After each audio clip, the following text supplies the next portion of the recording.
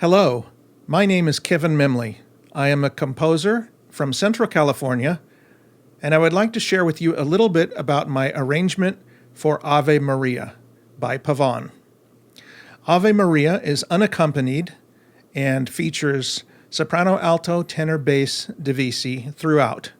The work is about 4 minutes in length and starts out very quietly but rhythmically with the sopranos, cascading all the way down to the bass section, where all the voices join in and sing thanks and praise.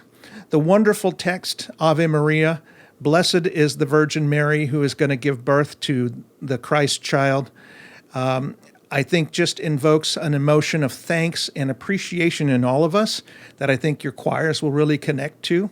I think the music does that justice as well. And if you'll allow me just to tell you briefly about how Ave Maria was actually discovered.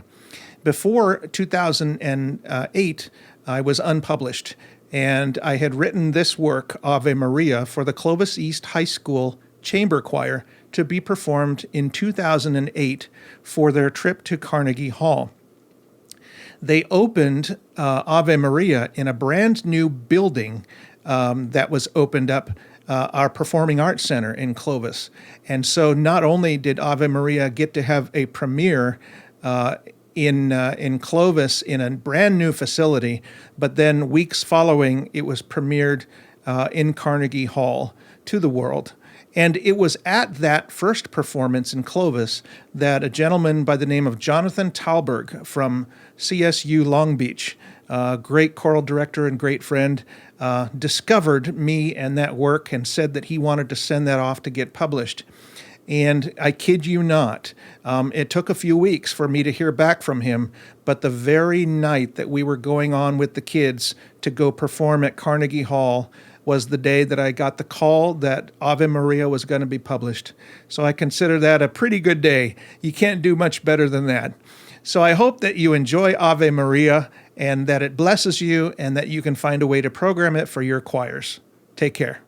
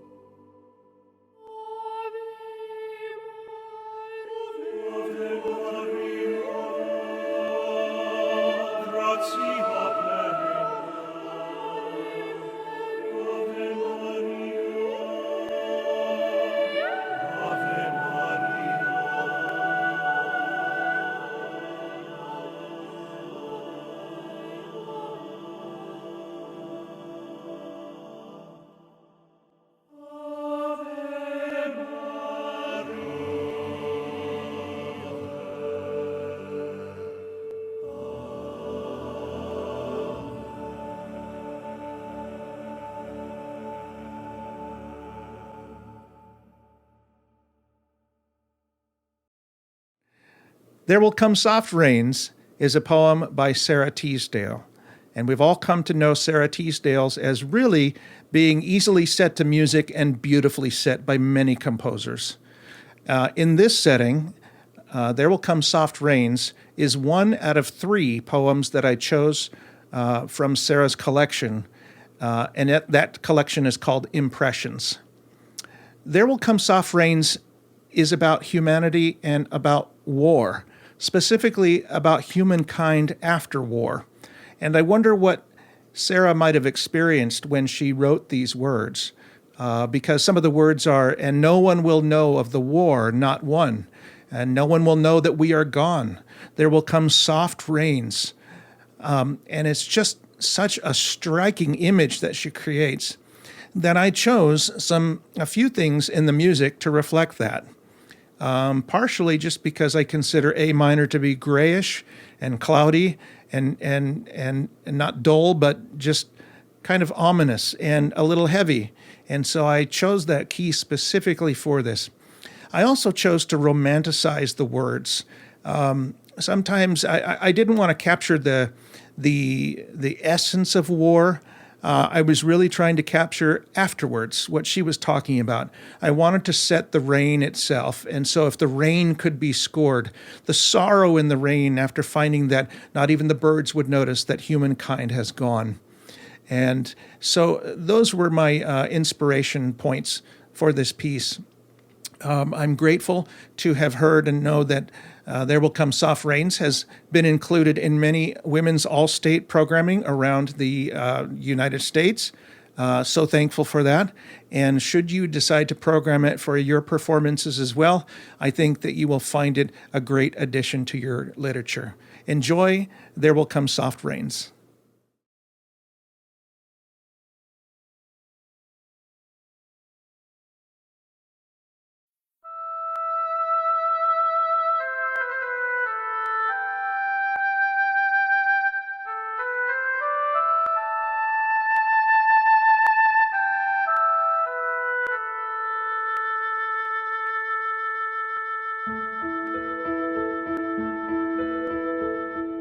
There will come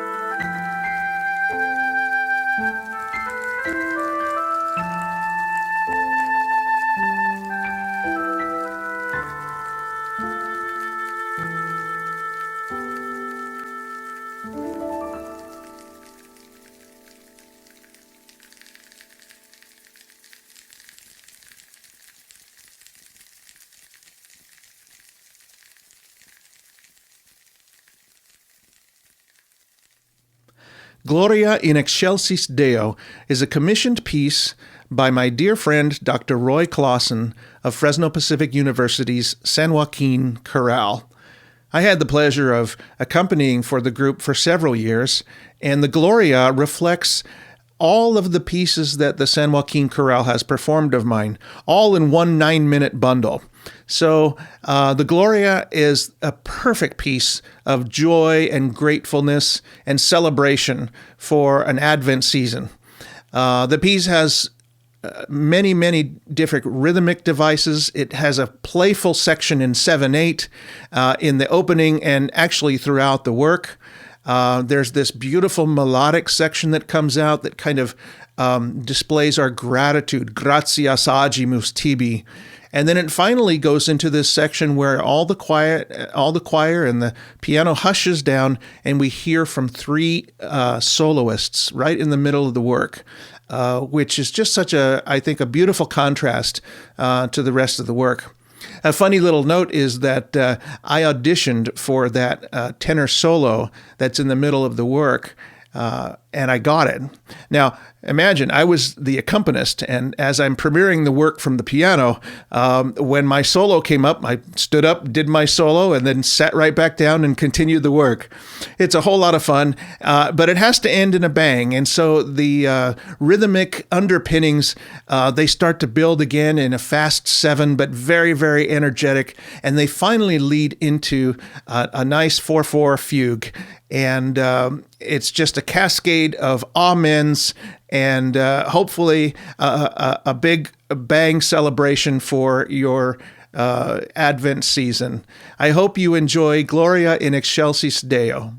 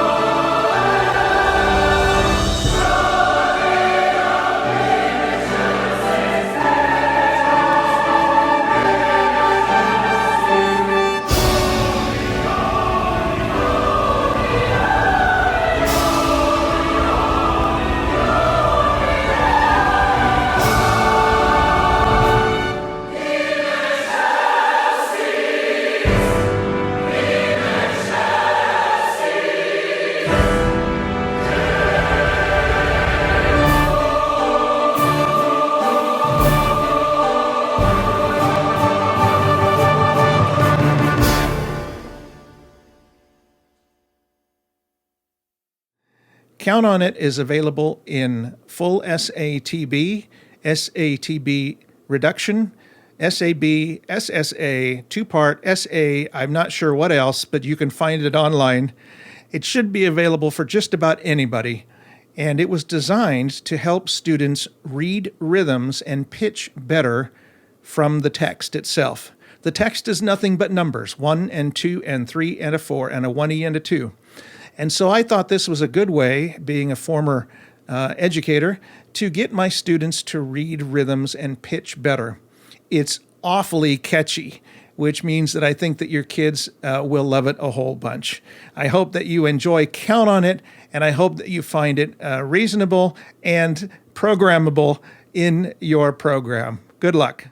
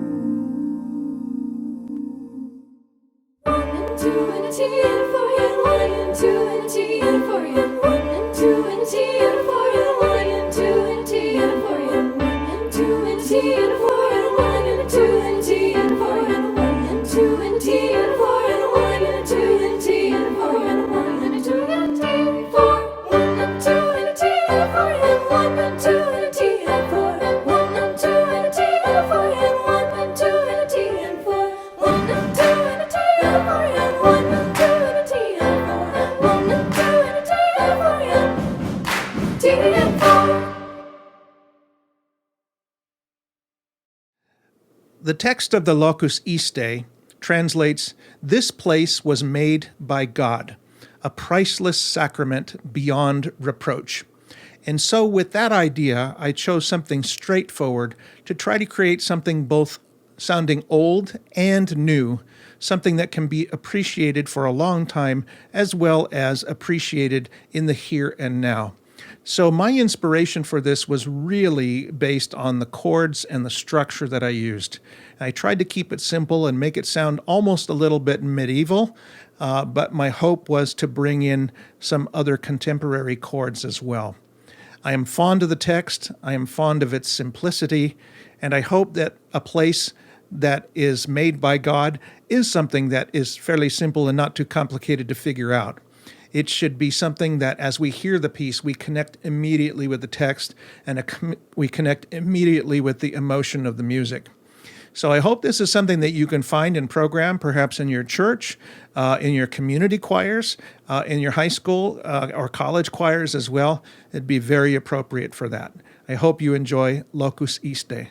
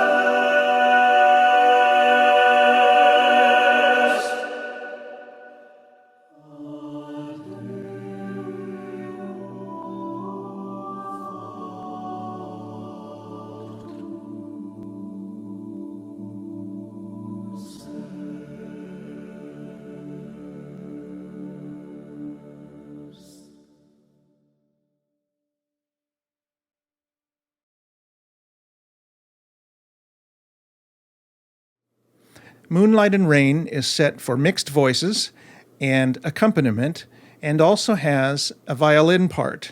You can substitute this if you wish for flute or oboe or any other treble instrument, and the piece actually does work without it if you work with your accompanist a little bit. Moonlight and Rain was an 11th anniversary present for my wife, Melody. And I know you're laughing. Her name is Melody, but it's honest to God truth. Melody and I are now married, as of this recording, almost 20 years, and things are just getting better and better. So, 11th anniversary. I wrote this in the months prior to that and was busily writing this text from the bottom of my heart. And it's a simple love song. It shouldn't be interpreted too deeply. It's just raw passion on the surface. And if you can find that with your groups as well as you perform this, then you will have found the heart of the piece. I hope you enjoy it, and I hope that it's a tearjerker for any program that you put this in. Thanks for your listening. Enjoy.